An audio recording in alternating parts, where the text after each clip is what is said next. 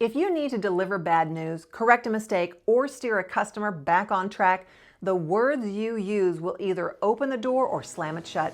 Today, I'm going to show you how to protect trust, reduce defensiveness, and keep the deal moving with two simple habits. Start with appreciation and use language that guides without attacking. Hello, I'm Frankie, founder of Auto Dojo, the path to excellence, and welcome to today's Auto Dojo Quick Hits. 5 minutes, one skill, 0 excuses. Let's go.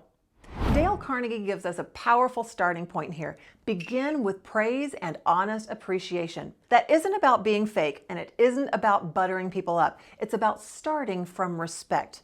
In the dealership world, that matters because customers are already on guard. They may be unsure about the process, uneasy about the numbers, or defensive because maybe they've had a bad experience before. If you want to influence them, don't start by pointing out what's wrong. Start by pointing out what's right. That can happen at every step of the sales process. In the greeting, it could be as simple as appreciating their choice to come in, the vehicle they selected, or the way they've already done some homework. In the needs assessment, it could be recognizing that they clearly thought through what matters to them. In the presentation, it could be complimenting their taste or the priorities they've identified. When people feel respected, they're much more open to hearing information that's not exactly what they wanted to hear.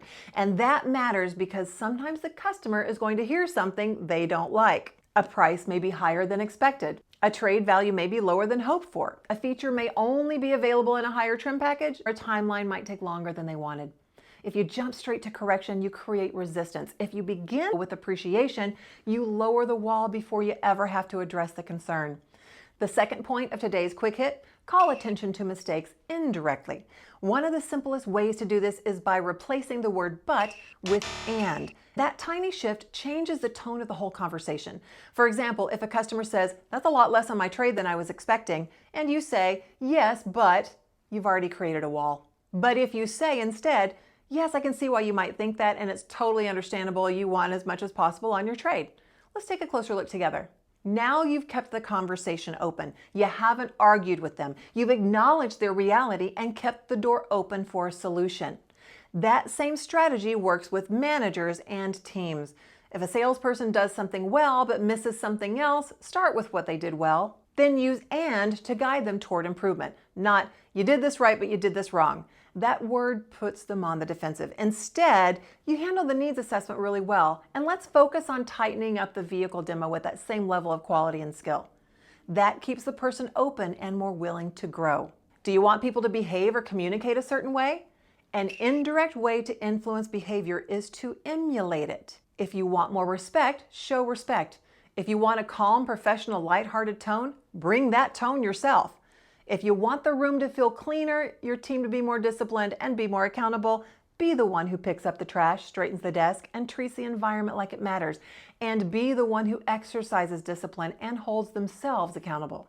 People mirror what they see. Customers do it. Teams do it. If you want them to be thoughtful, thoughtful is how you show up. If you want them to be positive, positive is how you show up. If you want them to be calm, calm is how you show up.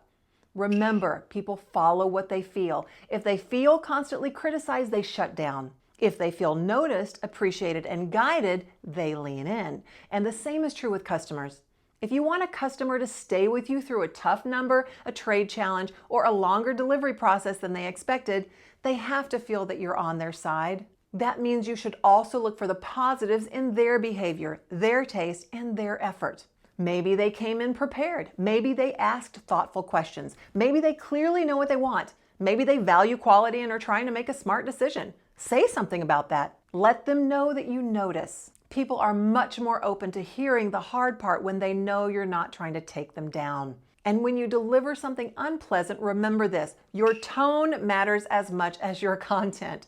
A positive tone, a respectful lead-in, and positive body language can keep the conversation moving forward without damaging the relationship. That is how you stay in influence instead of slipping into conflict. So the lesson here is simple. Start with praise, stay with appreciation, correct with tact, and model the behavior you want to see.